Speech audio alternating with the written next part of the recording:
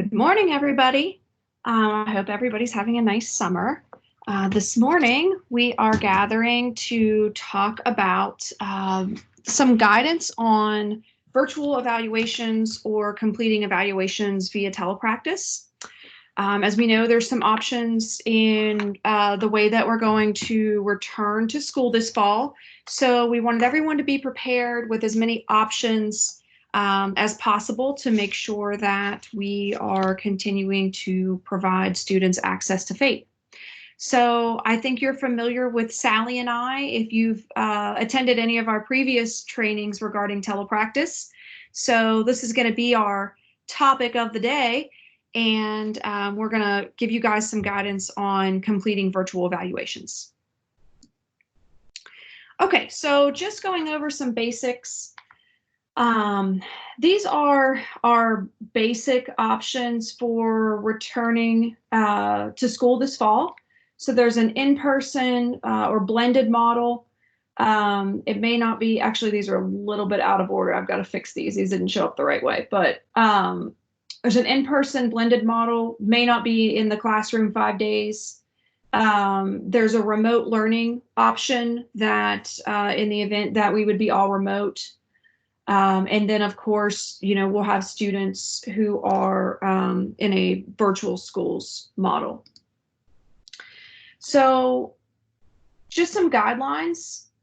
For the purpose of this presentation, I realize that all county decisions and recommendations are going to be considered when you guys are going back and meeting with your counties and deciding what you want to do. The purpose of this presentation is just for guidance. So you guys have some information, you guys have some things that you can talk about to decide what might fit for your particular county and what your needs are. And then just as a reminder, I'm going to mention this a couple times during the course of the presentation, but a face-to-face evaluation and assessment is always the preferred method. So that's the gold standard. Whenever we can do a face-to-face evaluation, whenever we can assess in person, that's always our preferred method.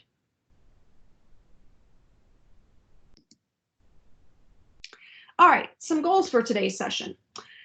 We want you to continue the identification and service to students in West Virginia who need special education.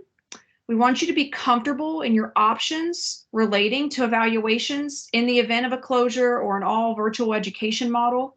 We want you to be able to understand all the available options and alternatives, be comfortable in the results of your evaluations, whether they're administered face-to-face or virtually, and understand ways that you can support your students even in the event that we're not able to complete a virtual evaluation by using some other tools that we have. All right, so let's talk a little bit about what are virtual evaluations, or background, their current use. Let's just talk a little bit about what this means. So a virtual evaluation or evaluations via telepractice, you'll hear them referred to a couple different ways. Prior to COVID, they've been used most commonly in private clinics and specialty hospitals.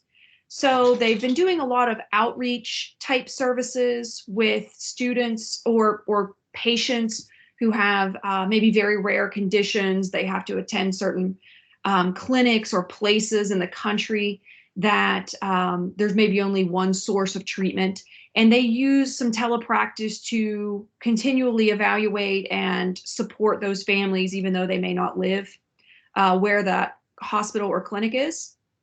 This has been a topic of research and has been progressing in evidence base for the past several years. So the concept of doing more and more evaluations via telepractice has been more in the limelight even prior to COVID. But of course, we've all been kind of propelled into virtual world during the COVID situation. Face-to-face evaluations are still the preferred method, and the use of virtual assessments has not really been imperative in most cases until recently. Many assessment companies are either working on or have developed digital administration formats for popular assessments. Pearson is probably the most advanced in that concept right now, as they have and have had several of their assessments, common assessments, available in a digital format for a while. And of course, more research is emerging in the use of virtual assessments in telepractice. So in its current use, nationwide school, clinic, all kinds of closures have opened the doors to creative thinking and the use of virtual evaluations more so than they've been used before. And of course, many of us in West Virginia are looking at a backlog of evaluations that we have put on hold. We weren't able to get to given the nature of our closures in March. And it's kind of forced us to consider other models. And when we re-enter this fall, we want to make sure that we have all of the tools we need to be able to serve the students in whatever format that we return. These are just some resources. These are live links. So when you get the PowerPoint, you can reference these at your leisure. So these are some ASHA articles, telepractice position statement, telepractice during COVID, and an article specific on evaluations via telepractice. So these are just some ASHA related articles that have been posted to address the topic of telepractice. And then this is the West Virginia Speech and Hearing Association's statement, as well as I included the exact verbiage of the Board of Examiners, the State Board of Examiners, if any of you attending this morning hold your State Board of Examiners license. So on March 23rd, they held an emergency meeting which suspended the rule prohibiting telepractice by provisional licensees or CFYs, and also speech pathology assistants. So prior to COVID, if you were a CFY or provisional licensee or an SLPA, you were not permitted to provide telepractice services. But that rule has been temporarily suspended, and that's still in effect right now. So these two categorized areas of licensees are able to provide telepractice services, still keeping in mind the requirements of their licenses, so their supervision requirements, et cetera. And I know Leanne has some specific guidance on that if she wants to go over that or send that out to you at some point. Okay, so how are these different than face-to-face? What are the variations in administration and the differences in standardized results? So just some basic actually, I'm going to pause here and let Sally chime in and talk to you a little bit about some variations in administration. Okay, great. So we're just going to basically talk about how virtual evaluations are different than face-to-face. And so we just kind of made you a little chart here to kind of go over that real quickly. So if the task is related to test materials, then for face-to-face, you're going to use the paper test protocol. For virtual, you could possibly use a paper protocol or digital version if one is available. You do typical test preparation pre-test for face-to-face. For virtual, you have to make sure you have appropriate equipment on both sides, therapist and student. You have to have a facilitator for the student side and possibly a document camera. For administration, face-to-face is what our gold standard is, as Ria said. For virtual administration, you must use audio and video teleconference. Results are scored typically. Results are scored typically for virtual with some modifications. Reporting, I apologize. No, they are scored typically. I'm getting ahead of myself, but reporting we will talk about later. You'll do a typed report for both. And then in meeting with the parents and the IEP team, of course, we do that typically face-to-face, but we can have those meetings virtually. Standardized results. So here's the caveat. Currently, there are no formal standardized norms for tests that are administered virtually that we know of. There are several studies in progress to standardize these results of virtually administered assessments, but it is not complete. The research is not complete at this time. So we're going to provide some guidance to you as to how to navigate that later in the presentation. But you're still getting the comments, so touch on the comment. Touch on the comment so you can go there and it'll give you the right link. Just wanted to ask that folks could make sure that they're muted. We're hearing some conversations on this recording. Whatever. You'll see a great big thing that has that blue underline, blue and underline.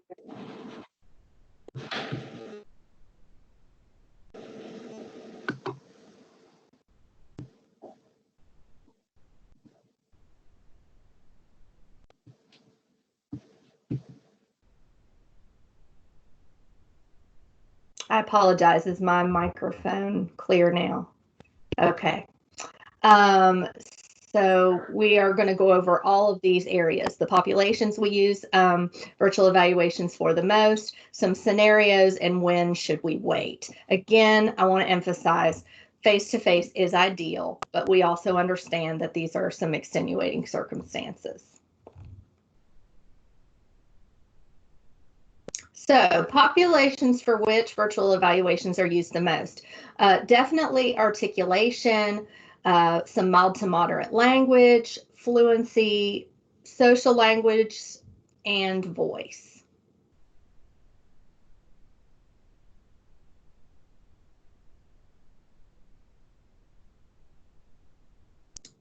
Scenarios would be for initial referrals. These will likely be the most difficult to complete virtually since these students are not typically known to us as the students we already serve. These would be the ones that we would suggest you use your best clinical judgment and proceed with the most caution.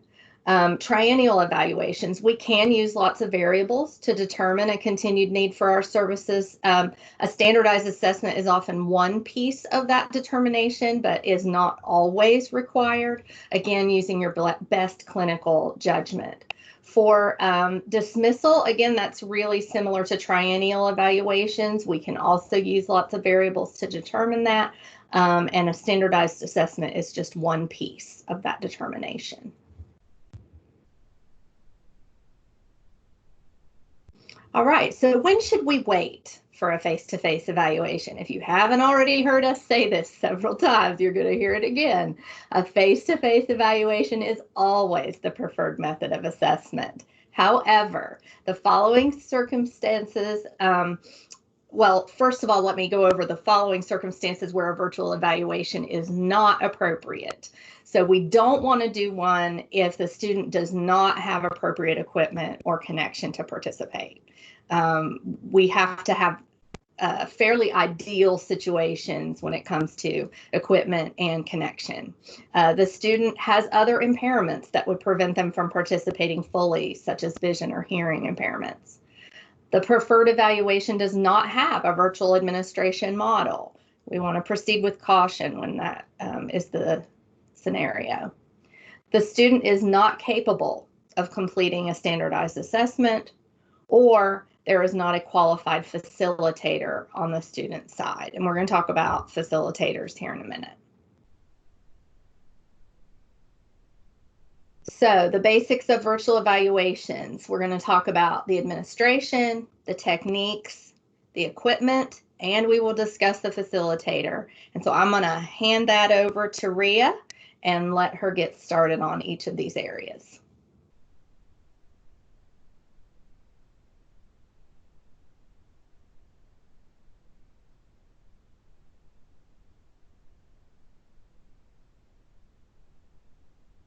Ria, you are muted. There we go. So just as a reminder for this slide, these are the scenarios when we're typically conducting a standardized or a formal evaluation. This isn't completely inclusive of all scenarios where we might do that, but these are the three most common scenarios where we might be providing an evaluation of some sort. So let's talk a little bit about the equipment needs and the setup. I'm not going to get too detailed here because for the purpose of this training, this is guidance and things for you to consider. So, we can talk to Leanne and Libby, and if we want to do something that's a little bit more in depth, we can. But these are just some basics for equipment needs and setup. This is the therapist end. So the therapist is going to need a computer with audio and video capability, adequate lighting, a stable internet connection, at least 1 megabyte download speed. That's what we generally use as a kind of a gauge for stable internet connectivity. If you guys are conducting these in any of your school buildings, unless you would be in a kind of a weird space in a school building that is furthest away from the modem and that kind of thing, or you're in an all concrete room. There's a couple of scenarios I've seen that may not have the best Wi-Fi capability, but for all intents and purposes, if you're in a school building, you are going to have a good internet connection. If you're at home, the kind of gauge that we use for if any of you have children who are Netflix watchers or possibly video gamers, that kind of thing, if you have enough connectivity to stream a TV service like Netflix or Amazon Prime, or your children have enough internet capability to participate in live video gaming, then you should be in good shape with a home connection. So you can use that as kind of a gauge too if you don't actually know what your internet connection is in terms of numbers. You're going to need a stationary web camera, so something that's not moving around, a microphone and speakers or headphones. So something that really streamlines your audio connection. So you want to, when we're doing telepractice in the schools, we always have an external microphone that's designed specifically for picking up the student and kind of filtering out background noise. Those are fairly inexpensive, $25 to $50 maybe if you pick them up at any, any Best Buy, or, you order it off of Amazon, something like that. But in several of your computers, your internal audio will probably be sufficient. I want to caution you with the use of Chromebooks. So if your county has Chromebooks, you want to try and stay away from those as much as possible on the therapist end. They're not really built with great audio. So you might, try and use a different piece of equipment, or a desktop computer or something like that. And then, of course, your assessment protocol or form. So we talked a little bit about the concept of whether there's a digital administration model for your assessment. If there's not, this is where your document camera will come into play if you need a document camera, so you can give a visual of what you're trying to show the student via that document camera. Let's talk a little bit about what the student needs. So also the student needs some sort of a computer, tablet, something with audio and video capability, adequate lighting. I want to take this opportunity to talk a little bit about the use of cell phones on the student end. So we did have some success using smartphones and things like that in the spring to connect with our students, but you want to be really careful when conducting a standardized assessment on a smartphone, because the screen is obviously much smaller and you're going to be asking that student to likely select a picture or choose between one or more options or describe something. And you want to make sure that what they're able to see isn't a limitation, or that it's so small on a phone screen that they're not able to see what you're asking them to do. Again, some stable internet connectivity, also for them, some sort of stationary web camera, and a facilitator. So we're using this term facilitator. This is a person who can be with the student while this assessment is being administered. This person is not going to answer for the student, but be able to indicate to the therapist the selection the child makes. So you can use your best clinical judgment here.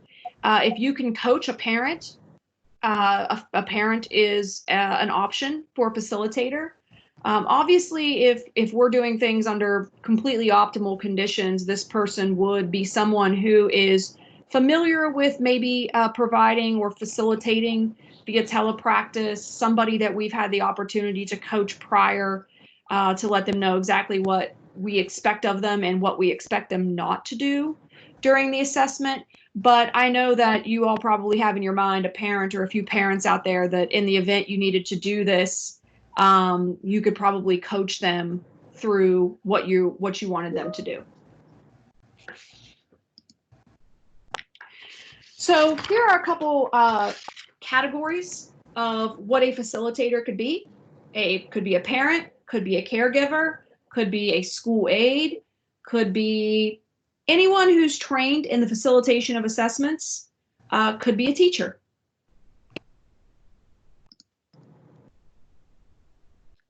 So let's talk a little bit about how to coach your facilitator. So let's say we are in a all remote learning scenario and we're attempting to conduct this evaluation virtually. I would recommend that you take an opportunity either directly prior to administering the assessment or possibly in a phone call or some sort of communication with the parent on a different day or the day before, a completely different day and time as your actual scheduled evaluation, to coach them on what their role is going to be for this assessment. So even if you're using a test that has a digital administration format, meaning that you can pull the pictures up for the assessment, you can access the content of the assessment digitally, you are still not going to have the capability for the student to touch their screen and it indicates to you what selection they made. So if you have choices A, B, C, and D, it shows on the student's screen. They're not going to be able to touch it on an iPad and it indicates to you that they chose choice B. There has to be a level of communication between the two sides about what selection the student is making. So you want to coach this person on their role in this assessment, what their expectations are, kind of the do's and don'ts. They report the selection, not make the selections for the student. So you want to be very clear with them that they need to tell you if it's an A, B, C, or D choice, you just give me the letter. If it's a 1, 2, 3, or 4 choice, I just need you to give me the number. You need to be very clear with them how you want them to report that selection. You also probably want to coach them on not disrupting the testing environment as much as possible. So no real chatter, no real sidebars, nothing. You want to coach them on, listen, don't say, well, they, maybe started to select choice A, but then eventually they selected C.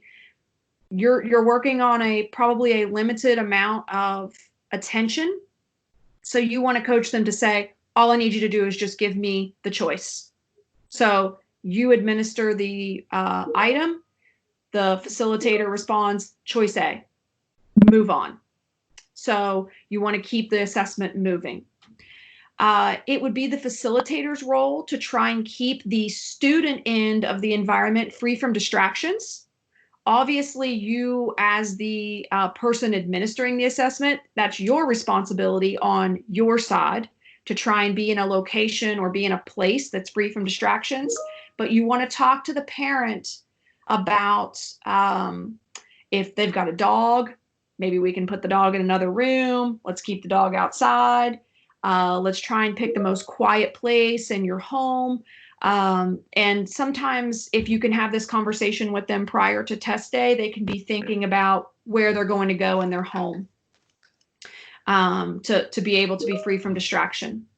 And then they need to have all the materials ready for smooth implementation of the assessment tasks. So if you have given them any materials that they need to access or pull up or anything like that, you need to let them know what that is and make sure they have those handy before you administer the assessment.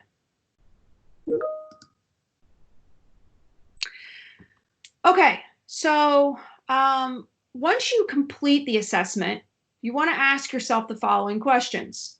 Was the evaluation successful? Did we encounter any problems? What strategies were required that deviated from the typical administration, or if you were administering the assessment face-to-face?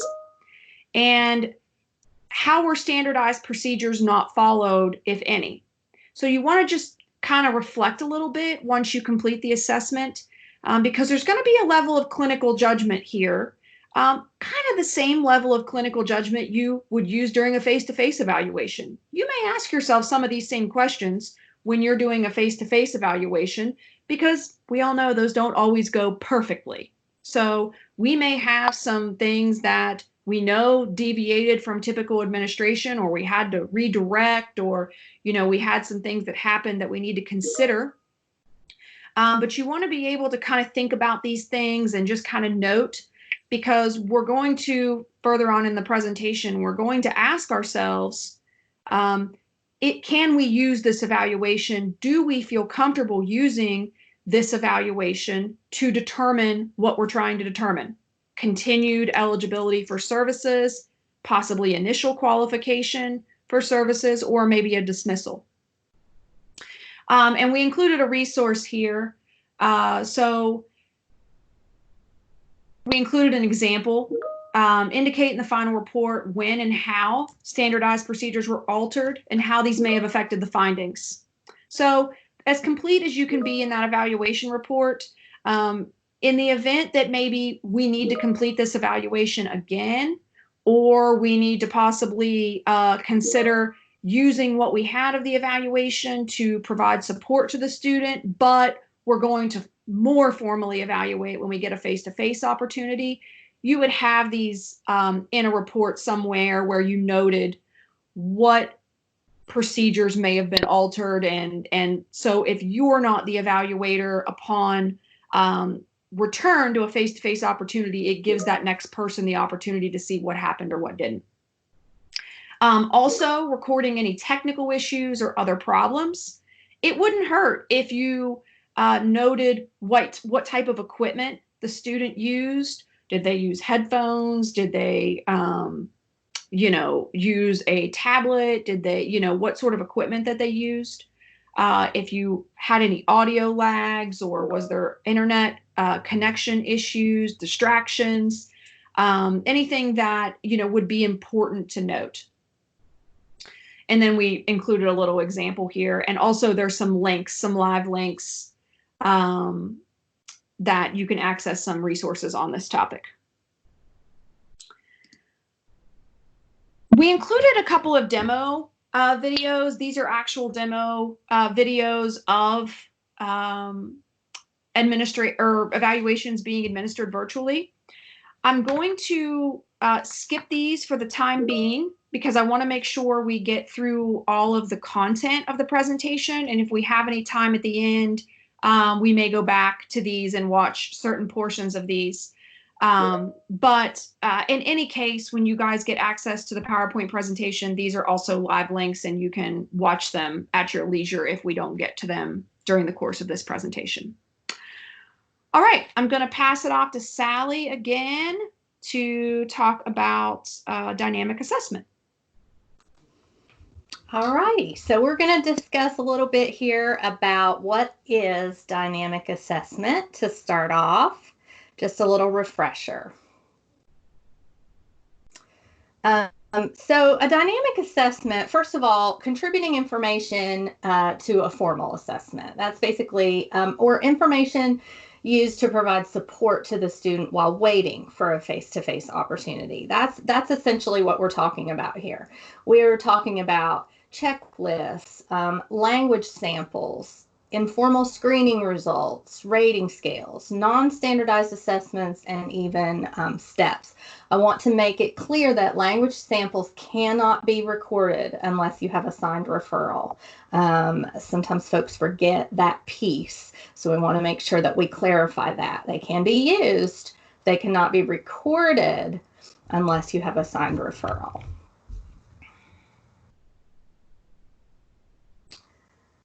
Okay, so a dynamic assessment basically seeks to determine skills that an individual possesses, as well as their learning potential for new skills. The principles of this type of assessment can be used for any type of evaluation at any step in the evaluation process.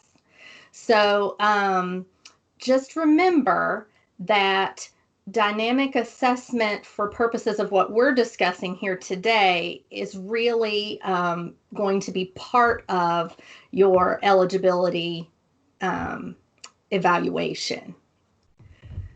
Because they are informal and non-standardized and they're performed prior to making a decision, there's no parent signature required. However, in these purposes, we have to have a parent signature anyway for our evaluation and eligibility determination. So, you know, we're going to be getting permission from the parent. Okay, let's see here. And results of this assessment should be added. Oh, sorry, Rhea. I forgot that last little section.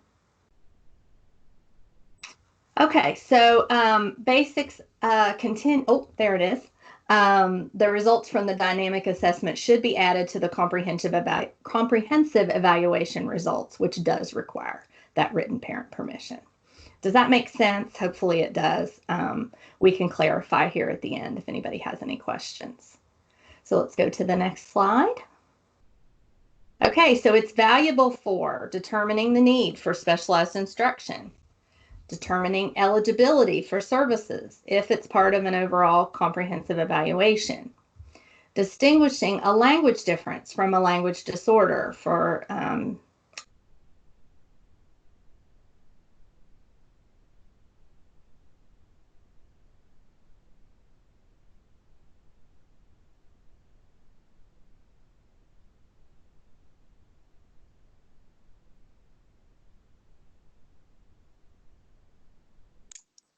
Sally, we lost your audio. Okay. Now you're back. Now I can hear you. Okay. Sorry about that. I don't know how it went muted on me. Okay, so where did I lose you? The previous slide. Okay. Rhea, if you'll jump back to that previous one. Okay. A dynamic assessment seeks to determine skills that an individual possesses, as well as their learning potential for new skills.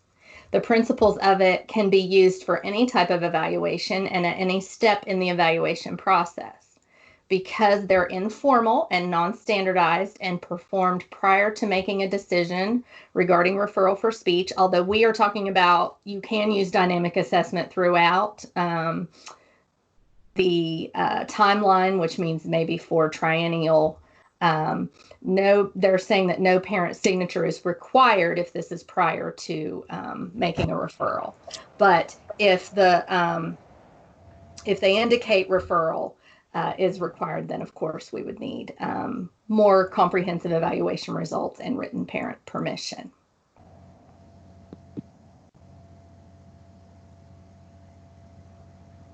Okay, it's valuable, this information, for determining the need for specialized instruction, determining eligibility for services if it's part of the overall comprehensive evaluation, distinguishing a language difference from a language disorder for our ESL kiddos, differentiating between limited exposure to speech and language versus speech and language disorder. We've all encountered that where we're, especially with our younger students, determining stimulability for certain sounds, planning goals and strategies for writing IEPs. And that's where this piece could really be effective in your triennials. Providing data-based recommendations for instruction by teachers and parents. Projecting the intensity and duration of services. So how are we going to determine how much and how long the children need their services? And this will, dynamic assessment can aid in making those decisions. And determining a plan of action for recouping skills resulting from an extended school closure. So, obviously we're going to be dealing with some of that when we head back in the fall for children who were not participating in the virtual options that were going on at the end of last year. Okay, next slide. Dynamic assessments can be completed during one session, or you can do it over multiple sessions, and it's basically that test, teach, retest method. You test them, you see kind of where they are, then you provide some high quality instruction, noting how the student responds to the instruction, figure out what strategies work best, figure out how they're transferring and applying the skill, and what level of prompts or effort you're having to give. Then when you retest, you're doing kind of just a brief test of that skill, and you can kind of focus on that comparison between the two so that you can come up with some strategies for instruction.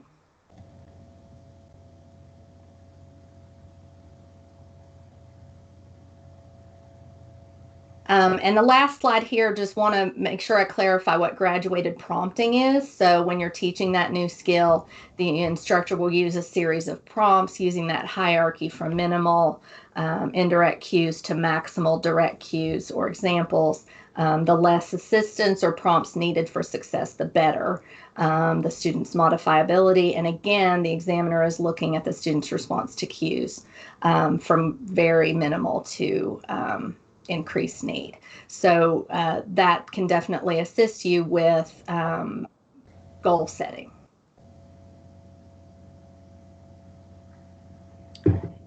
All right, I'm going to take it back over. So we've talked a little bit about the needs, your equipment needs, your setup needs on your end, the student end, the things that we need to be able to conduct the assessment, coaching strategies in conducting the assessment. So now we're going to move to a place where we say, I have all my info. I've done the best that I can, either conducting a virtual assessment or deciding we're going to wait for a face-to-face assessment, using a dynamic assessment. Now what do I do? So we're going to be interpreting results based on the following scenarios. We were able to complete a standardized evaluation virtually, so we were successful in doing that. Or possibly portions of a standardized evaluation were completed virtually, so maybe we got a subtest or two, or we have some information from that assessment. Possibly no standardized evaluation was completed, but we have information to consider a dynamic assessment. Or no standardized evaluation was completed and we don't really have any other additional information. So we don't have anything from a dynamic assessment. We don't have a lot of background info. We really don't have a lot to go off of here, which is possible. Okay, so you guys are going to have access to this PowerPoint. We wanted to kind of create a little flow chart here to kind of create a little thought process for maybe what guidance on what to do next.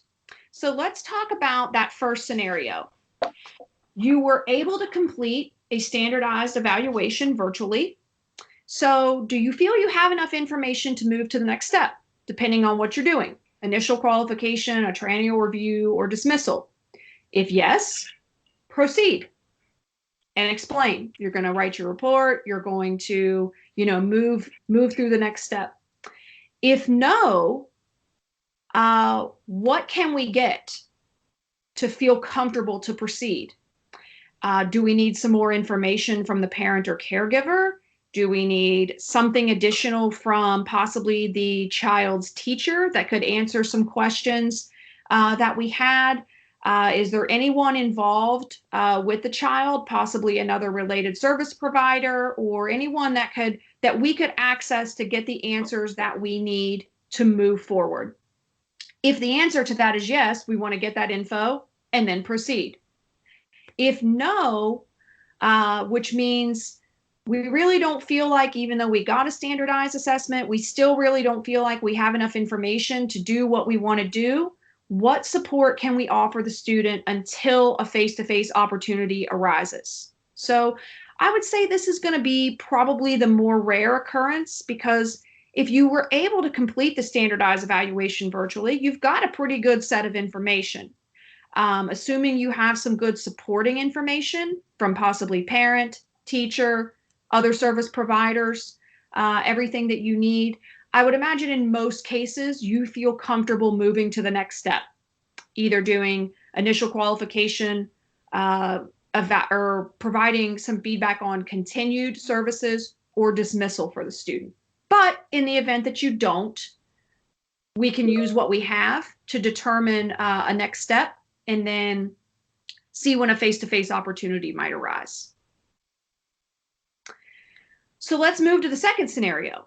We were able to complete portions of a standardized evaluation. This could be maybe a subtest or two, or some certain subcomponents to an evaluation, but we didn't get the whole thing done. So we may not have a total language score or a overall standardized score, depending on what assessment you're using.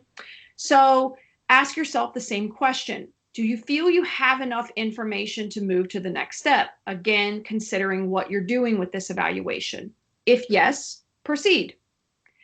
If no, again, can we get what we need to proceed? In this circumstance, maybe it's another testing opportunity. Maybe we were only able to get through a subtest or two before the student lost attention, and we really needed to just cease that scenario and come back to it at a different time. Maybe we can, in 3 or 4 different scheduled settings, maybe get the complete evaluation done. Again, can we access, if the student already has an IEP, can we access other IEP team members, other related service providers, teachers, anyone who may have some information about the student that we need to proceed? Can we use some informal procedures? Can we use some checklists? Can we use some parent feedback? Can we use some of those other elements to a dynamic assessment to get the information that we need to feel like we need to proceed? If the answer is yes, again, we're going to secure that information and then proceed to whatever the next step is. If no, again, what support can we offer the student until a face-to-face opportunity arises? And we're going to talk about some levels of support that we can offer the student, but this could be things like steps or something maybe a little bit more informal, indirect, something in that regard, that we're not denying the student access to FAPE. So we want to be able to offer support to the student, and we want to be able to do what we need to do, even if we have to say we still want that face-to-face opportunity to get that standardized evaluation in when we get a chance. But this gives you a way to support the student while we're waiting for that opportunity. Okay, let's say we got no standardized evaluation, but we have information to consider a dynamic assessment. So again, do we feel like we have enough information to move to the next step? If yes, we're going to move forward. If no, is there anything else that we can get our hands on to be able to proceed to wherever we need to go here? Qualification, requalification, or dismissal. Again, if your answer to this question is no, can we offer some type of support to this student until we get that face-to-face opportunity? Again, face-to-face evaluation is our gold standard here, but we need to be able to support students even if we don't have that opportunity right now. So as much information as we can gather in a standardized way, in an informal way, in a dynamic assessment way, that's what we need to be looking at to support our students until we get the chance to see them in person. And then let's say we have no standardized evaluation and we don't really have any additional information. So this is going to be our most difficult scenario. What we would we're obviously going to have to wait for a face-to-face opportunity to formally evaluate the student.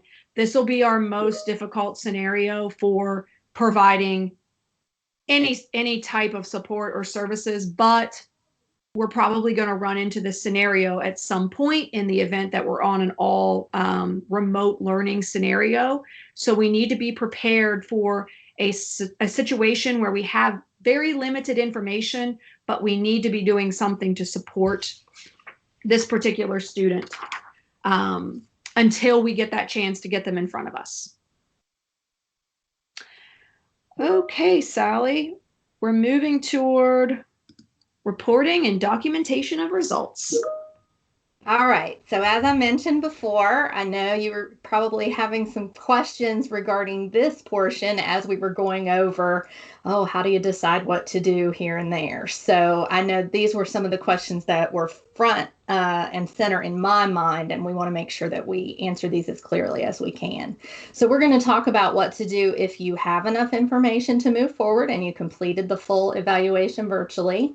We're going to talk about what to do if you completed portions of it virtually, if you have enough info for dynamic assessment, but you did not do a standard evaluation virtually, and then what to do when there's no evaluation that was completed and you also have no additional information. So hopefully we're covering all the bases here, and we're going to go ahead and get started on the next slide.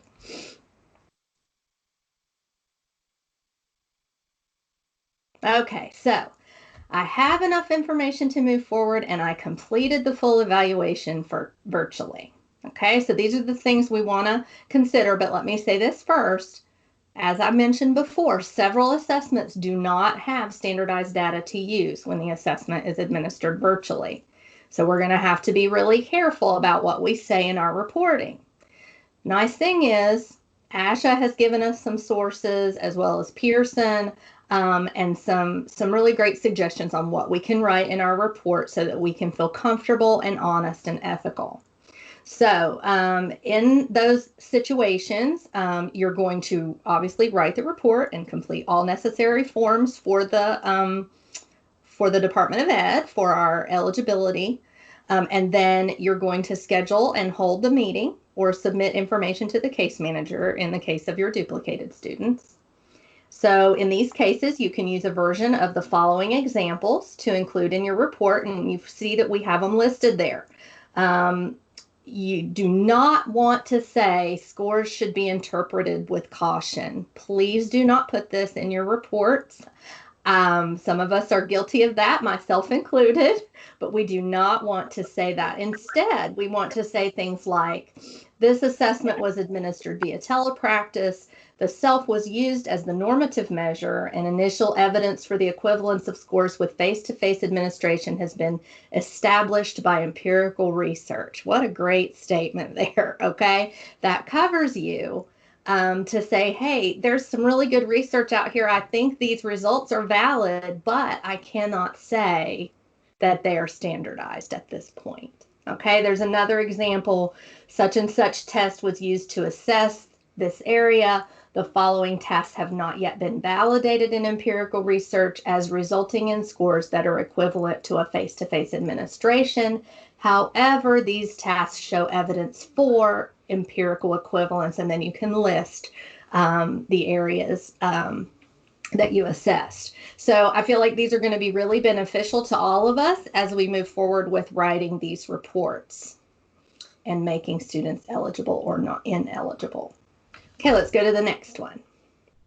All right, now in this scenario, portions of the standardized evaluation were completed virtually. I really haven't changed anything on this slide because you're basically going to say the same thing. Maybe you did portions of it. You're going to say subtest whatever, was completed virtually, and then you're going to use one of these statements again, never saying scores should be interpreted with caution.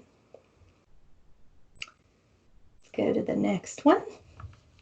All right, so here's our scenario where no standardized evaluation was completed virtually. So you weren't able to do that, but you do have information to consider a dynamic assessment. So we need to be asking ourselves, do we have enough information from that dynamic assessment to support the student until a formal assessment can be administered? For triennial review or dismissal, do we have enough information from current student data to determine continued eligibility or dismissal? We know that different counties have different requirements. With our company, we're in a variety of counties, and so we are aware that some require just slightly different paperwork and strategies before you can make a student eligible or dismiss a student. So that's why we put this in kind of a general document. And over here where it says example 1, example 2, and example 3, that's actually supposed to be the same as our previous slide, but with some modifications. We will correct that. So I apologize in advance, but when the PowerPoint is made available to you, we will have examples there of what can be said. And then the last scenario is no standardized evaluation was completed, no additional information. So what options do we have to support these students until we can gather the necessary information? And Rhea kind of already went over this. We have the option of steps in many counties, indirect services placed on the IEP to support in some of those areas that we are not able to evaluate. And other options discussed within your county. Those might be more county specific. Considerations for triennial review or dismissal, you're going to decide whether that standardized assessment is needed. And again, this is using your clinical judgment and your county's requirements. But, you may be able to feel very confident in making a decision with the information that you have without a standardized evaluation. If the answer is yes, but virtual administration is not possible, then we need to continue with the necessary services and put evaluation timelines on hold until a face-to-face evaluation can be completed. So if you feel like you have to have that standardized assessment in order to feel comfortable and ethical in your dismissal decision or triennial decision, then that's where you're going to really, again, go back to that face-to-face is best idea and really try to work on making that happen. We understand that it might not be able to, and we've discussed that with Leanne, and it's going to just be one of those things where you'll have to put that evaluation timeline on hold and discuss that with your special ed director. Considerations for initial referral. Again, we may have to put those evaluation timelines on hold until a face-to-face opportunity is available. And there are options for steps and other things within your county that may be county specific. All right, and so frequently used assessments for virtual evaluation. We just kind of put a little list together here. This is not complete. I'm sure that there is more, but these are the ones that we've been most familiar with. And so, some of them have a virtual administration model, such as the Goldman-Fristow, the SELF, the EBT2, and the PPBT4. WVU and the Salad Lab are looking at access to virtual test protocols. We're going to get more information about that for you very soon, and we'll pass that on to you once we have that information. And I'm turning it back over to Rhea. All right, so let's talk. I know that Leanne has talked in previous presentations and things about WVU's Salad Lab. For those of you who aren't familiar, it is the School Age Language Acquisition and Disorders Lab. So what is it? It's a resource to assist you in the completion of school age language evaluations. So this is something that the current department chair, Dr. Jane Brandel, has come up with for WVU to offer. So what are some things that the Salad Lab does? Personnel within the Salad Lab and the students at WVU can transcribe and analyze your oral and or written language samples. As you know, if you've done any of this, this is generally very time consuming. And they've got a really slick way of analyzing those and transcribing those for you and then getting them back to you so you can use them as part of your assessment. They have a library of assessments that you can check out and in essence rent. So you can look and see what they've got. There's a little form online. You can request that assessment. They'll send you the assessment plus a test form. You can use that assessment and then return it back to the Salad Lab. And then new this fall, there's going to be some iPads available for checkout to help in the facilitation of virtual assessments. And there's no charge for any of this. So there's no charge for the completion of language sampling. There's no charge in checking out assessments to use. I believe, Leanne will correct me if I'm wrong, but I don't even believe there's a charge for test form. I think that the Salad Lab even takes care of providing you the test form. And then we'll have some information again this fall on the availability of those iPads and also the possibility of using the digital assessment models for using some of those tests. And I have a link here when you guys get access to the PowerPoint. This is a live link to the Salad Lab home. So you guys can check out the assessments they have available, a little bit about how to submit a language sample to transcribe.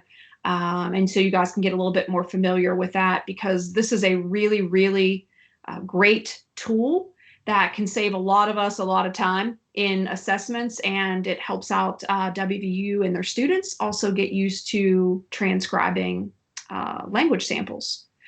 I want to go back here for just a moment and talk a little bit about these assessments. So Pearson is the company that currently, they are the only company that I know of at this moment that has a true digital administration for their assessments, meaning you do not need a paper, book, flip chart, etc., in any way to administer the test.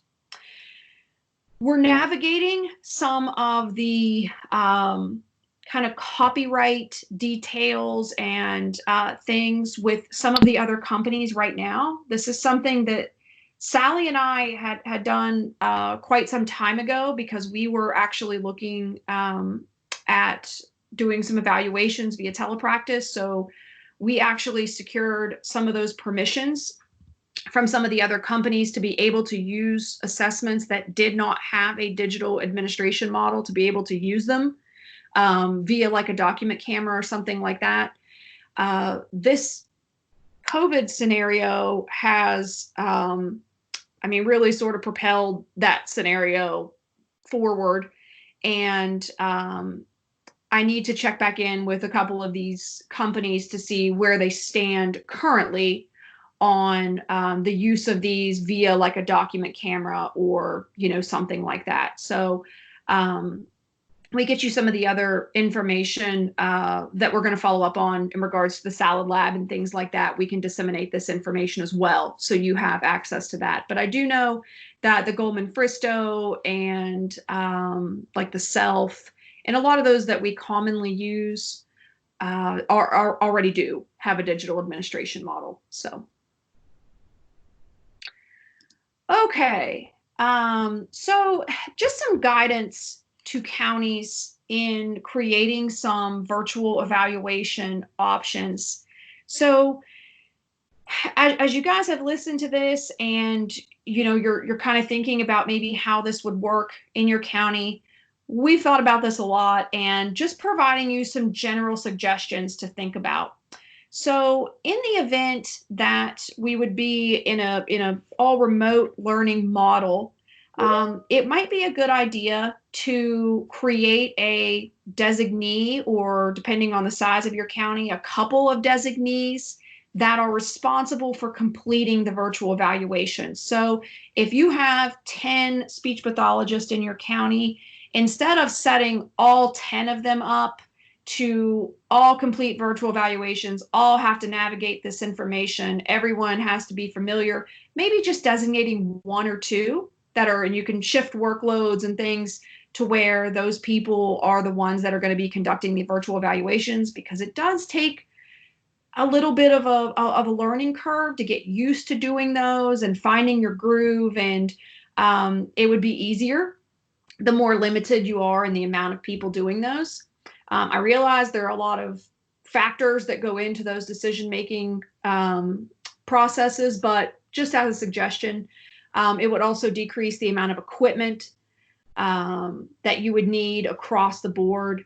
And you could decide within the county where the equipment and personnel needed to be to complete the virtual evaluation. So, you could have, in essence, a virtual evaluation set up somewhere that you were ready to complete a test that had a digital administration format, or possibly one that you're projecting via document camera. But wherever that location would be, it would be set up.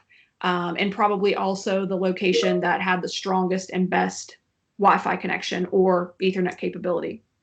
And it also decreases the necessary permissions and purchases that you would need for lots of therapists to conduct virtual evaluations.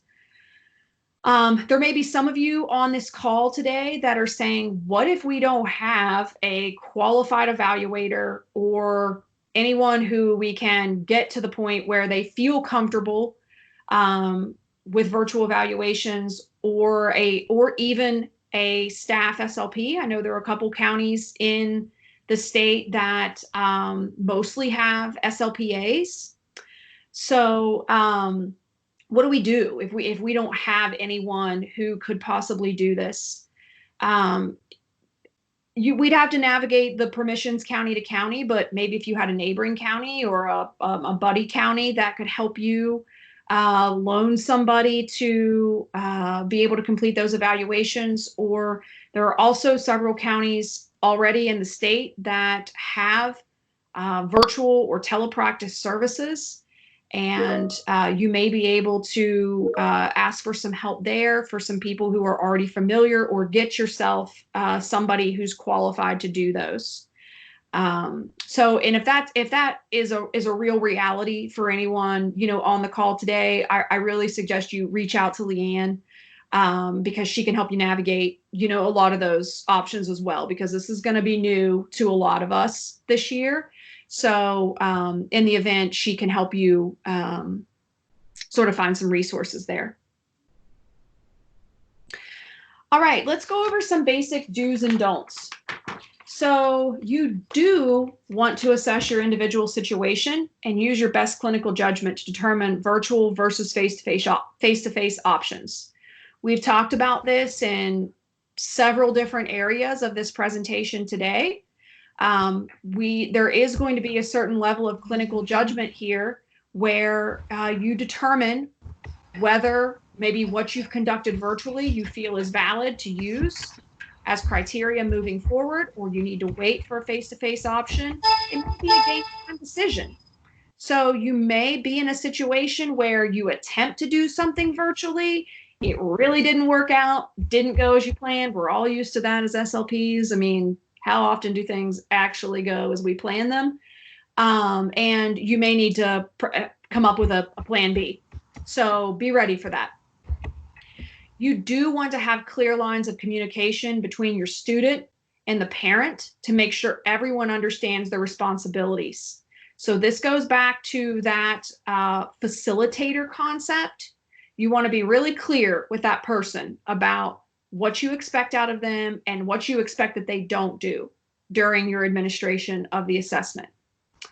You do want to test your equipment, your connection, and your materials prior to logging on with your student. If you did the training earlier in the year with us about the introduction to telepractice, and we talked about we talked about platforms and all of that stuff, kind of way back in the beginning of a lot of this. Then at that time, I suggested you find yourself a telepractice buddy. So you guys can practice logging on, you can practice sharing things, you can practice how you put material on the screen, how you make things interactive, how you can do all those things with your buddy. So you can make sure that when you're actually live with the student, you kind of know where to find things, where your buttons are, how to share things, how to navigate your equipment. You need to do the same thing when you're looking at evaluations. So go back to the same buddy, find a new buddy, but you want to test your equipment. If you're using a document camera now, and maybe you've never used a document camera before, you want to make sure that you know how that works.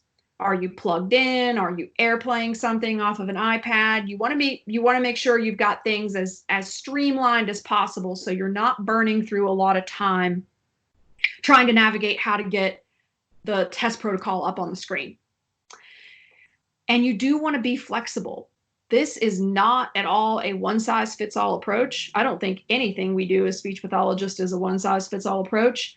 So this is no different. When in doubt, we want to use the information we have from all of our available sources to support the student until a face-to-face evaluation can be completed. So even if we end up in that kind of last scenario where we've got limited information, limited availability for tests, limited everything, we want to be able to support that student until we can get that student in front of us to be able to do something different.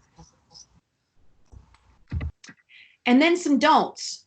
We don't want to try and force a virtual evaluation just to say it was completed. There are lots of other ways to gain information about a student.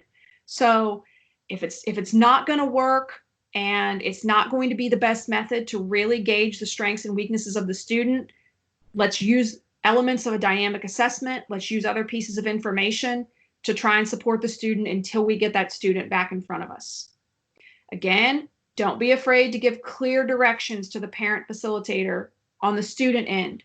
So even if you begin the assessment and they're doing really well, they're doing everything you ask, and they start to slip a little bit, take that opportunity to quickly say, I only need you to give me a letter choice. That would be great. Thank you. Don't be afraid to be clear. Don't try and complete an assessment virtually without reviewing it ahead of time so that you're familiar with it. So if you're using the digital administration models, let's say you're using the Goldman Fristo, that one's pretty cut and dry, it's pretty clear cut. You still want to review ahead of time how you move to the next picture, or how you navigate back and forth between pictures. How are you going to cue the student? Do a little with your telepractice buddy, do a little test assessment. Make sure that whatever microphone you're using, you can hear the other end clearly. That you can kind of navigate those circumstances as much as you can. So when it actually is test day, you're ready to go. And don't try and complete an assessment virtually without reviewing it ahead of time with the facilitator. So this again is an opportunity to be very clear, to be very upfront. And I would recommend that you use an opportunity to maybe have a phone call or something like that day before you actually do the assessment, to just talk to them a little bit. So then day of the assessment, it's just some reminders and housekeeping and things like that. So you can get things done quickly and efficiently, and everyone knows what's expected of them. And then again, the takeaways that we want you guys to take with you. This is guidance for you to take back to your own counties to develop plans for reentry. Maybe some of this is going to work for you, maybe it's not. This is just meant to provide you with all of your possible options and resources, so you can best serve the students in whatever format that we do that this fall. And if you need any additional information, guidance, or training, don't hesitate to reach out. Leanne is always listening, and Libby. Leanne and Libby are always listening. They're always taking in things that you ask for, and they're always providing that guidance in terms of, gathering the necessary information for what you guys feel that you need. And then you'll have our contact info, Sally and I's contact info. If you have any questions for us directly, we're also both on the Department of Ed telepractice team. So you can do at Ria or at Sally to ask us a question as well. And it can start a chat so everybody can see that if you have a question. And then I think what we'll do right now is we'll take some questions. Maybe we can clear some things up. And it looks like we might have a little bit of time to go back to our demonstration videos. So what questions do we have? Sure, we have plenty. Ria, I've been keeping track of the ones we've had so far, and I apologize to everyone for the incorrect link being sent out and for all the dings as people were coming in. We tried to get that turned off. Evan Bright had to schedule 109 sessions with over 21,000 participants. So just to put your mind at ease, this session has been recorded. We will send you a copy of the PowerPoint, and so you'll have all the information that's been discussed. But the first question was from Nancy Call, and it says, for eligibility, aren't we required to have standard test results? Leanne, I think I'm going to let you answer that one. Sure. Yes, we do need to have standardized test results if at all possible.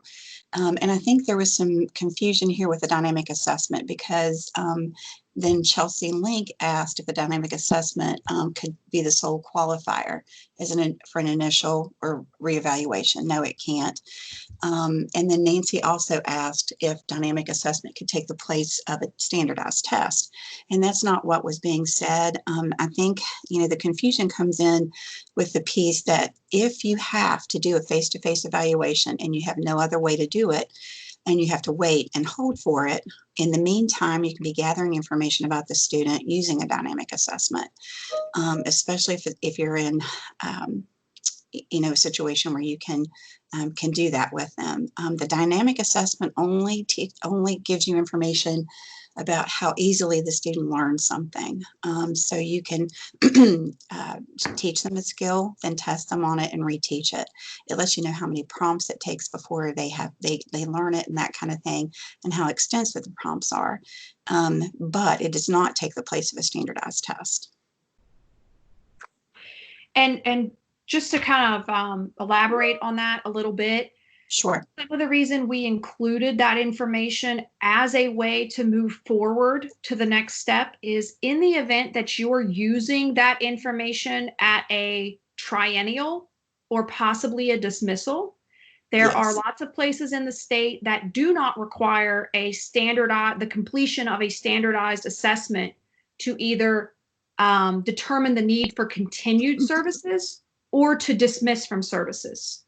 Absolutely. So it's possible that you have enough information to determine the continued need for speech and language services or to dismiss from services without the completion of a standardized assessment. Exactly. But as Chelsea asked for an initial referral, that wouldn't be appropriate to use that in lieu of. So thank you for adding the explanation, Ria. The other question says, to be sure, even if I already own a paper test, we need permission from the company to administer it virtually. That is technically true.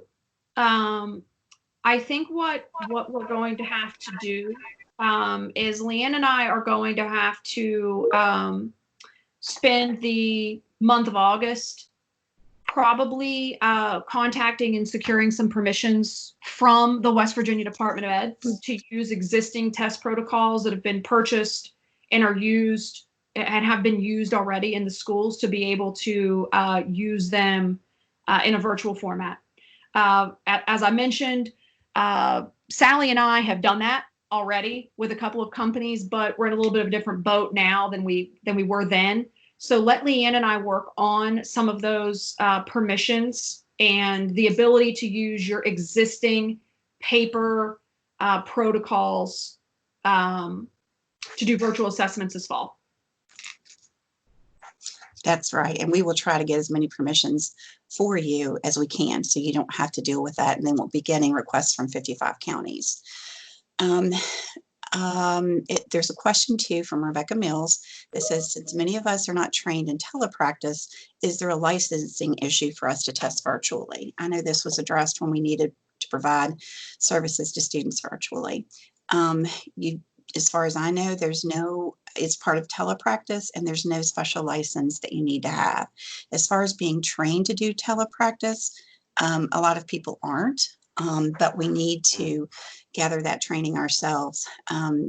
Rhea will tell you that as her people begin to do telepractice, they train each other and that kind of thing. And that's what we've been doing with our telepractice training and support group. That's a group you can join. And in there we have all kinds of resources, videos of sessions that we've had, different tips on things to do during telepractice. And so we're trying to provide that training for you. And this video will be posted in that group. An email went out this morning about a training that Rhea is doing next Friday. And with that, there were directions on how to join that telepracticing group. So I would suggest that you do that. But as far as a separate licensure, not at this time. The governor's order, emergency order, is still in effect. So even though the licensure, the state code at this time says that to provide telepractice, you have to have a licensure through the Board of Examiners for Speech Language Pathology and Audiology, the governor's order waived that requirement. So everyone is good to go. Jennifer Ross said, I may have missed it at the beginning of the session due to the link, but was it discussed how to actually administer the tests virtually? We've danced around that topic a little bit, and I demo videos that if we get done with all the questions, we'll go back and watch a few of the Please demo video. mute your microphones. We are hearing someone's phone. Thank you.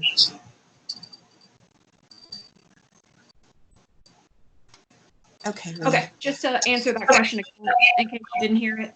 Oh yeah. You think he'd do it? I've included some demo videos Rhea, that just stop right there a second. okay. I'm sorry. Someone, we're hearing your phone conversation. I'm trying to mute your microphone from my end, but please make sure you're muted. Thank you. Okay. Sorry about that, Rhea. That's okay. So I included some demo videos of actual tests being administered. One is actually from Pearson and the other is another demo video, but it shows some actual administration of virtual or testing via telepractice. So you can reference that piece of it, or if we get a chance, we may watch a little piece of it at the end of this, but I wanted to make sure we got to all the questions first. But at the very least, if we don't get to watch it during this training, you can watch the actual administration of a test in those demo videos, and there are live links in the PowerPoint. Okay, great. Nora Markland asked, when we obtain permission to test, please make sure you're muted. When we obtain permission to test, do we need separate specific permission to record a language sample to send to the WVU Salad Lab? You do not need separate permission. What you need to do, though, is most special ed directors have chosen to have you check other and add audio recording, and you can get permission from the parents on the phone and document that permission to do it. As far as our guidance is concerned, you don't need a separate permission, but most special ed directors feel more comfortable if you add that piece. All right, Kathy says, is there no extension on timelines? How do we conduct an initial eligibility if we're unable to get standardized test scores? There is no extension on timelines, and as some of you may know, that's an indicator that each state has to answer as far as completing the evaluations within the 80-day timelines. We were not afforded any waivers on timelines of any kind, so from the U.S. Department of Education Office of Special Education. So that's the reason Maria has been trying to tell you through this whole session. Try to gather as much information as you can, and if you absolutely have to have that standardized test face to face, if you can't arrange a private one-on-one session where they would come to a safe, secure environment that's been sterilized and sanitized and all that, then we're trying to make it so that you can have one of the reasons for not meeting the 80-day timelines as having to wait for a standardized test. Psychologists are in that same boat, so we're not the only ones there. So, and the special ed directors are aware of that.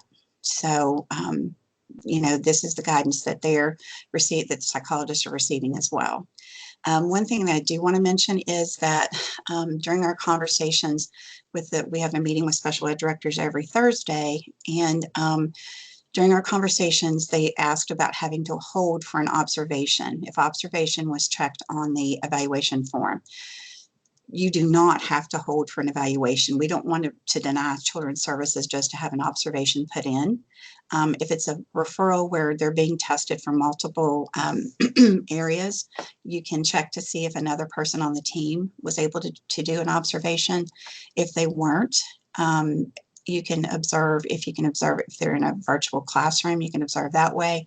And you can also ask the parent for their observations on how they were learning this summer. But you can get the parent to waive that observation piece by just telling them, we have all the required information except that one piece, and we'd like to go ahead and have the eligibility committee meeting scheduled. So let's see, Kathy Linkus has a question about what suggestions do you have about supplies needed for a specific test? Is it common to mail supplies to the parent ahead of the eval? Any suggestions on disinfection and getting supplies back? Thank you. You shouldn't need to send anything specifically to the parent. So when you're administering that assessment, you're going to have the test form in your possession, and you're either going to be using a digital version of an administration model for that test, or you're going to be using your own paper version that you're projecting via your document camera.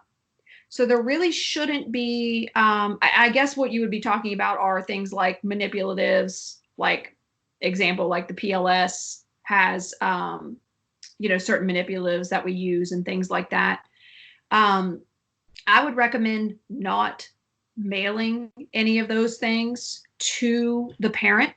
Most of those manipulatives are things that lots of parents may have sitting around their house, crayons, blocks, things like that. And I would recommend in your conversation prior with the parent that maybe you ask them to gather some of those things up, if that makes sense. In the event that they don't have anything like that, or they don't have exactly what you need, I might make a note if you have to use something in place of that. Like, for example, if they don't have blocks at their house and you had to stack a different type of manipulative and not blocks, for example, I might make note of that in my report. We talked about anything that deviated from the standard administration of the assessment, things like that. I might just make note of that in my report, that manipulatives were gathered and used from the student end, and they were utilized during the administration of the test. So you know that they weren't the PLS 5 issued manipulatives. Does that answer your question, Kathy?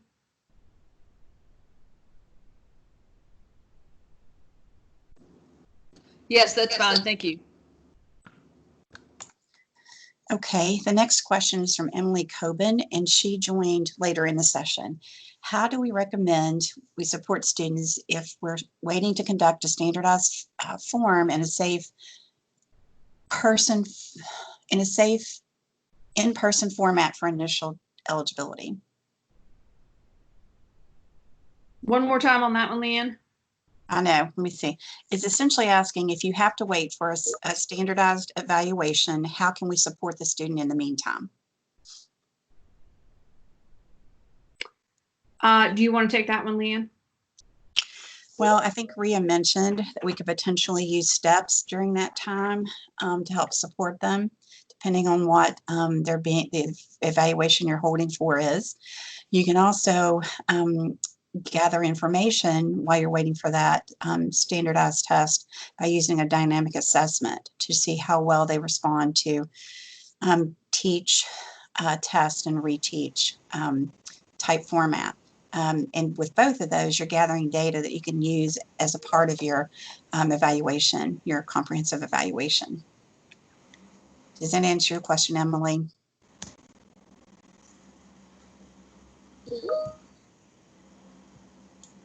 Yes, she said, she said it did.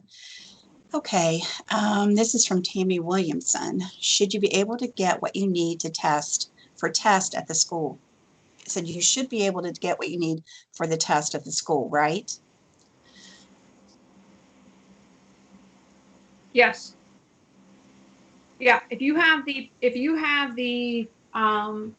paper version of your assessment, you should have what you need to administer the assessment. Okay, and as far as document cameras and that kind of thing, you can always check at your school with your principal to see if they have Elmos or any type of document cameras you could borrow for that. Melanie Place says, a Pearson training I watched said the PLS could not be used virtually because of the test. Standardized using those specific materials for the test and can only be used if those same manipulatives have been given to the family. Yes, Melanie, I've seen that as well. However, if what you have at that time and you have the ability to conduct a virtual evaluation situation, and let's say the PLS is what you've got, I think you could administer it and note in your report that any variations from the standardized administration. Keep in mind that the scores aren't standardized for virtual administration anyways. So you're already saying that we're doing the best that we can here because we're doing this virtually, and we realize that the results of this assessment are not standardized for virtual administration. So we're already addressing that regardless. I think you just include that as a way to point out that you did not use the PLS 5 issued manipulatives. You used other similar items that the student had at their home to be able to administer the test. And this is what we came up with to the best of our ability. Now, use your clinical judgment. Was that enough to do what you need to do with it? Was it enough to determine the continued need for speech services at a triennial? Was it enough to say that you can dismiss the student? Those are things you guys are going to have to decide and answer within your own counties based on your procedures. Maybe you're not going to use that as your initial qualification because you don't truly have, you've got kind of a double whammy there in a standardized situation. You don't have the manipulatives that are used in the particular assessment, and you don't have the standardized results. So maybe you say, I'm going to use this as part of a dynamic assessment, and I'm going to use this information to provide support to the student until we get a face-to-face opportunity. Does that make sense? Yeah. So agree. Melanie said agree. Just want to make sure the extra wording is included on therapist reports. Yep. And that's something that you guys, I know Melanie's super, super organized and super, super clear in the guidance she puts out to her team of therapists as her lead, as being the lead in her county. But yeah, probably need to come up with some verbiage there of how you want, that to be used. Or like in the situation of Melanie in Berkeley County, you may designate just a couple of therapists that are doing these, and you guys come up with a set of terminology that you guys use in all of your reports during that situation.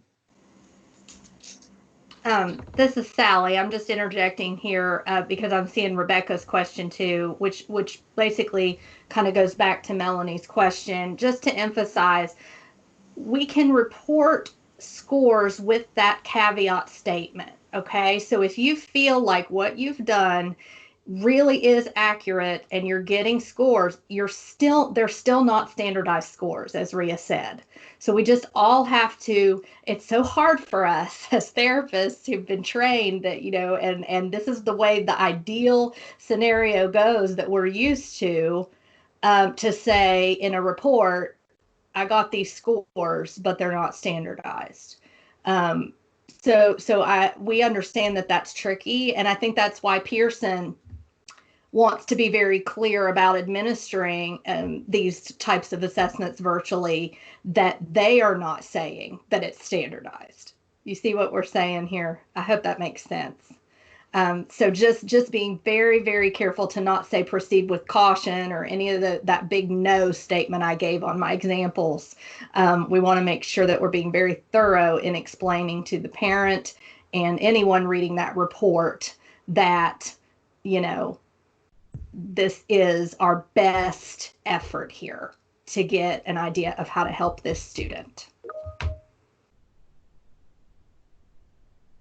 And we can look at those again real quick. And you can modify these based on, you can modify right there, Ria. That's it right there. Based on, what you're doing, what your situation may be in your county, what assessments you have purchased and have access to in your county. All those things may factor into what you guys ultimately decide to do. But there's, I know that these couple of slides look pretty wordy, but we wanted to include those exact statements that in the event that worked for you all and you all felt that was a good statement to use, you could just copy and paste it right off of the slide.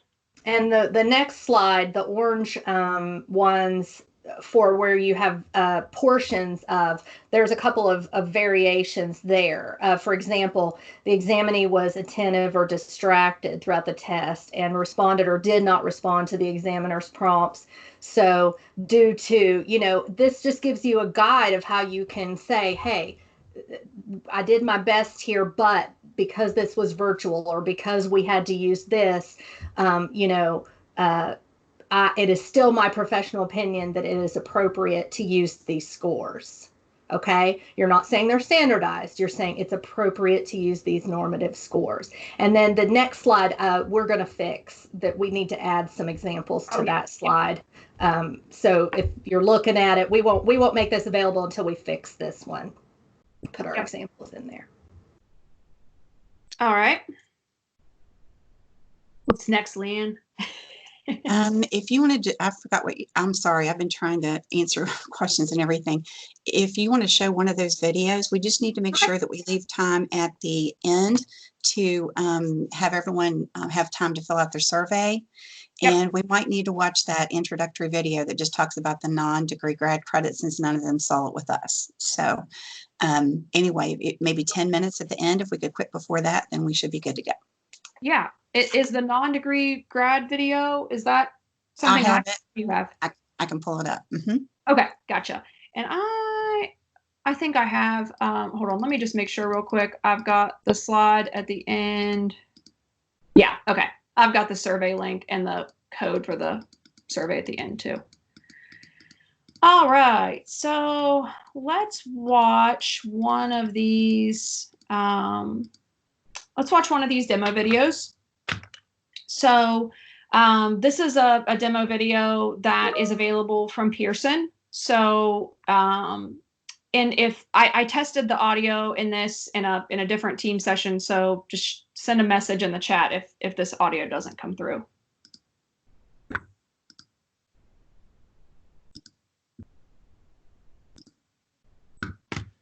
Hold on one second.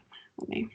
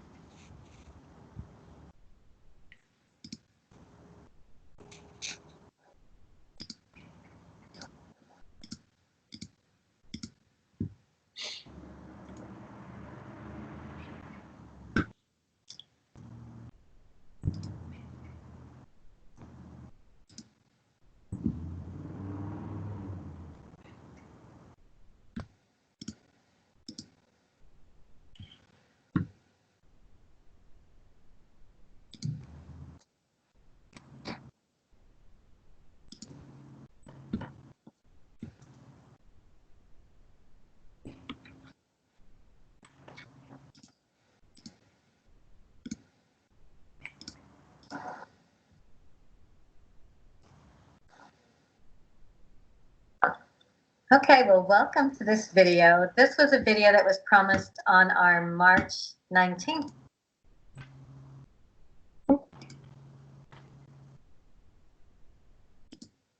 Pleased to have Jarrett Lehner with us, who's very knowledgeable about our Oh, hold on. Sorry. I'm clicking things and it's falling. There we go. what our Q Global materials, our digital materials look like online. And he's going to show you materials that are used by speech pathologists. We'll have several different videos where we show you materials for other professionals. So Jarrett, take it away. Thank you, Nancy, and hello, everybody. As mentioned, what we're going to do is we're going to walk through Q Global today, taking a look at some of our digital materials we have on. And what I'm going to do is I'm actually going to share my screen with you today, and we're actually going to walk through it together so we can get a good sense of what's going to be required of you navigating through the platform. So what I've done is I've actually gone ahead and shared my screen with you now, and this is the landing page that we see when we log into Q Global. It's simply our home screen. And when we are talking about some of the digital materials, these could be stimulus books, manuals, or maybe even some instructions on how to get started or proceed with specific test items, we're going to want to focus on the resource library. And what the resource library is, it's actually a collection of these documents, again, manuals, stimulus books, but even more. It contains some sample reports and even some additional instructions as available. But when we're talking about these digital resources, what we're going to do is we're going to scroll down. We're going to see that we have folders labeled after each assessment. So if I scroll down, if I find the cell 5 right here, I'm going to expand it, and we're going to see that I have some folders available detailing the materials available. So for example, kind of working our way down, first one I see right here is for my cell 5 verbal stimulus PDF. And if I go ahead and click on it, it's going to open up a new tab on my web browser, displaying the instructions for these test items. Now, the nice thing for this resource is that it is a PDF that you can both save and or print off at your convenience. So I see the options right here in the upper corner of my screen. So it gives you the flexibility based on what makes the most sense for you. Now, what I'm going to do is I'm just going to jump back right to the resource tab and take a quick look at the examiner's manual, and we're going to look at the stimulus book as well. Now, to access either one of these resources, we're going to do the exact same thing we did with the verbal stimulus. We're going to click on it. It's going to open up a new tab of our web browser, again, just like the verbal stimuli document. And here is my manual. I'm going to make it a bit smaller so you can see a bit more of it on the page. And the nice thing about accessing these resources on Global is that it is very much just a digital version of the manual. Nothing else has changed, but we have added a few benefits for you to make navigating through this digital document a bit easier. Just kind of starting right here, we're just going to scroll down a bit. Again, nothing new here for those familiar with the cell 5. We can see our acknowledgements page. Again, just like we see in the book. If we scroll down a bit, what we're going to see right here is our table of contents. And one of the big benefits of using a digital manual in this case is the fact that all of these resources are all hyperlinked within the document itself. So for example, maybe I want to go down and take a look at the test components. I can go ahead and actually click on this, and it's going to bring me right to that page within the document itself. So like I can take a look and see, the examiner's manual, the technical manual, and even about the stimulus book 1 and 2. And again, this is a great resource that makes it easily navigatable, so we can find quick help for our questions. Now, jumping back to the Q Global tab, again, I'm just navigating through the tabs up here. We're going to see our final part that I want to talk about for the self, and that's our digital stimulus book. So when we click on it, just like the examiner's manual before, it's going to open up that new tab on my web browser, displaying the stimulus book. Now, while this is just like the paper version, again, nothing's different, just like with the manual, we have a few added benefits. We can actually see, there we go, we can actually see that we have this button right here, and this is how we're going to navigate from page to page. Just like with the manual, we have all of our contents right here hyperlinked. So if I want to go ahead and click on sentence comprehension, it's going to bring me right to that subtest, and I can navigate from page to page. As we're navigating throughout the subtest, at any time we need to go back to the table of contents, Maybe we finished sentence comprehension. It's time to move on to the next subtest. You're going to see this home button at the bottom of the page, and that's going to bring you right back to where you need to go. So again, we can click on the subtest title to navigate to that subtest page, or we can click on the age, brings us right to the demo item, and we're good to go. Now, that's actually a quick example of the self, but just to show you how easy it is with all of our assessments that have these digital resources, I'm going to scroll down just a bit and pick on the GFTA3 right here as an example. So I'm just going to go ahead and look at these folders. Again, we have a lot of great information. Again, I have another document that looks at the verbal stimuli right here for the GFTA3. We're going to see that it opens up the document, again, providing additional information when using the digital stimulus book.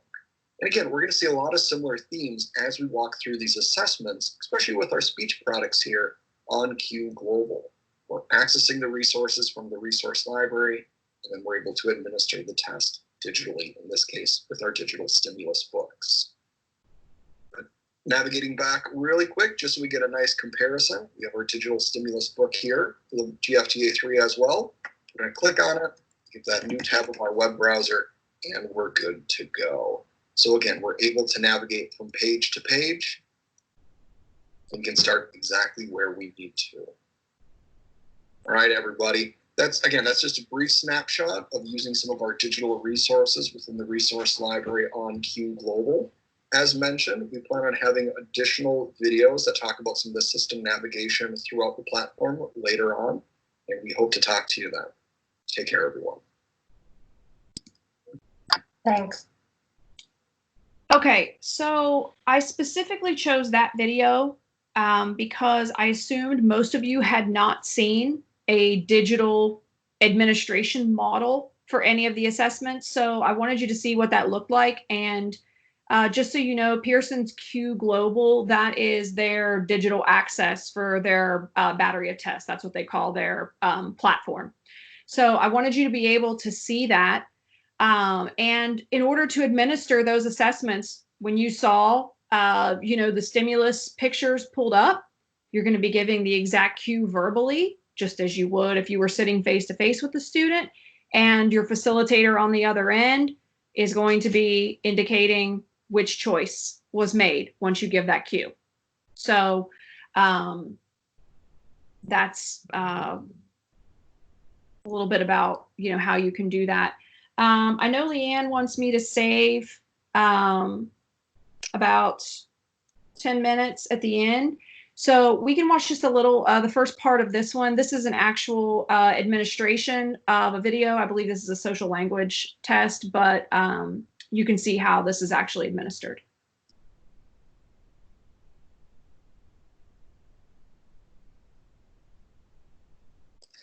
Next, let's talk about evaluations in telepractice. This section is focused a little more towards therapy, that side of things, rather than say audiology, but some aspects still apply. I've broken down evaluations into paper-based and digital evaluations. So to begin, yes, you can actually implement paper-based evaluations through telepractice. I would again emphasize the importance of using a high-quality document camera in addition to your main web camera so that your client can clearly see the pictures, words, and stimuli that you're presenting. However, something to be careful of is copyright protections. For example, Pearson actually requires written permission for use of even holding up the easel to the webcam instead of using their digital software. The same goes for making copies of stimuli for clients to view on their end, or scanning things into a digital form to view through screen sharing. If you do decide to use paper evaluations, though, Pearson recommends a 5-theme framework to consider when setting up the evaluation setting. Currently, Pearson is the only provider of digital testing materials. And remember, this is adolescent. Now, obviously, he's not an adolescent, and I don't have concerns about his social language skills, but it works for the purposes of the illustration. I've used scanned-in copies of pictures that I showed during screen shares. To the best of my knowledge, this is allowed by the publisher, unlike what I talked about with Pearson. During this video, take a look at some of the 5-theme framework that is being implemented. The client and I are comfortable with the technology. I am comfortable administering the test not only in its paper format, but also in its adaptation for the computer. I've tried to set up the environment for both me and the client in a quiet, neutral area away from distractions. I've also made sure that the format of the test is comfortable for the client and that they only have to look at pictures and respond to me verbally, which is a comfortable means of communication for them. Knowing this, I would be very comfortable using this assessment as an initial evaluation for determination of eligibility after building some rapport with the client. Okay, Gabriel, can you hear me? Yes, I can hear you. Okay, great. So my name's Marissa. I'm going to be evaluating you today to take a look at your speech and language skills, specifically related to how you're using language to communicate socially with other people. Because you had mentioned before that you were a little bit worried about how you might be talking to other people when it comes to solving problems and, you know, reading between the lines, things like that. Does that sound right? Yes. Okay. Excellent. So I'm going to show you some different pictures to start with, and we're going to figure out how these people are feeling. So I will ask you to pretend to be a person in a picture. All right, I'm going to share my screen with you, so you're going to be able to see the same picture that I'm seeing.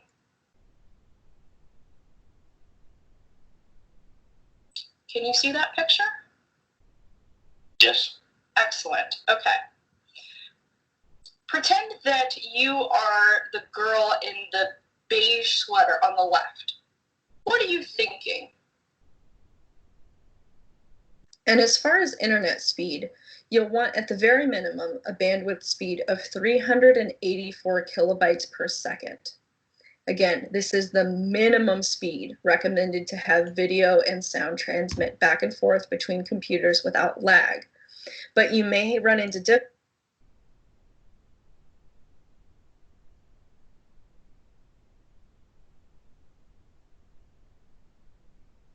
bucks. It offers a really clear picture of any documents you want to show, and it functions as a secondary webcam for your face and hands if needed. So think if you're trying to show a client a speech. If you're looking at becoming an independent contractor and not even necessarily starting your own business, you may want to consider getting it. Someone does go after you financially. Okay, so I'm going to stop that there. I just wanted you to see how they shared the picture and how she gave the cue. I realize that's a social language assessment and not an assessment that we would likely use most frequently. But these demo videos are a little bit few and far between at the moment. And had I realized that this day was coming, Sally and I would have secured a few permissions a long time ago for the assessments that we've actually conducted virtually. But we didn't realize that this was coming our way like this. So we haven't had a chance to evaluate anyone virtually, you know, since we started creating this training and we were in the situation we're in. But we can maybe get some of those videos possibly for the future. And I'll keep looking for some better demo videos as well. But before I let Leanne take over, I'm going to leave this slide up.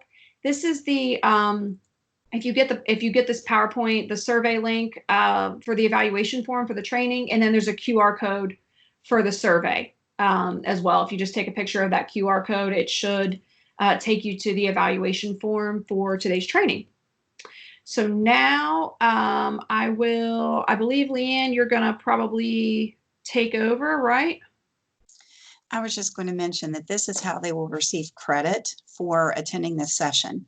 So if you need if you need a certificate to show that you attended this session to get professional development hours in your county, or if you want to use it to turn in for any other reason, you will need to complete this survey by 5 o'clock today. So 5 o'clock today, you need to complete this survey to show that you did participate and attend this session. I noticed that several people have already left, and I've taken a picture of the screen, and I will email them these codes to try to make sure they get those certificates as well. If you've registered for non-degree grad credit, this is how you will get your proof that you attended this session too. So it looks like some people are saying the link isn't working, Rhea. Oh, okay. Yeah, let me look at that because I got that link from Department of Ed like 10 minutes before we went live this morning. So let me see if I'll tell you what, I'll go ahead and post it in the chat too. Yeah. Okay. Well, I just clicked on it and that looks like it comes up. Rhea, several of them are saying it does work. Okay. So it may just be the mode of which you're trying to get it to work. I don't know. That says it's working on their phone. And the QR code works on their phone. So if you need the link, it's posted in the chat. Yes. Yes, that's the survey link I just posted. It says the QR code only works for this. So it says link in the message did work, and the chat did work. So make sure you have that before you leave this session. Okay. All right. So Leanne, you want me to give it to you? I went ahead and put it in the chat. So I think we're good. I think everyone can access it. Could you please raise your hand if you can't get access to the link so we can make sure we help you specifically? Megan. Okay, Megan Johns. If you will send me an email, I'll put my email address here in the chat. If you'll send me an email, I will make sure you get a link.